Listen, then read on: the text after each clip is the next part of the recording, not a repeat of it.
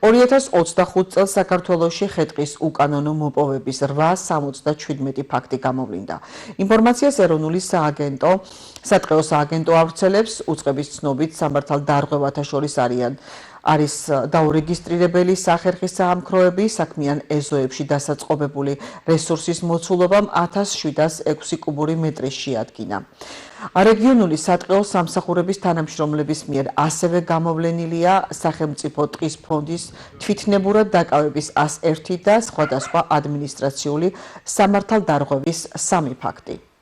გამოვლენის სამართალდარღვევებს შორისაა ფაქტები, რომლებიც შეიცავენ სისხლის სამართლის დანაშაულის ნიშნებს. კანონდარღვევის გამოვლენის მიზნით მონიტორინგს პატრულირებასთან ერთად თანამედროვე ტექნოლოგიებითაც ვახორციელებთ. მიმდინარე წელს ხე-ტყის უკანონო მოპოვებისა და ტრანსპორტირების ფაქტებზე კანონმდებლობა გამკაცდა. მუშაობას ამ მიმართულებით მომავალშიც აქტიურად გავაგრძელებთ.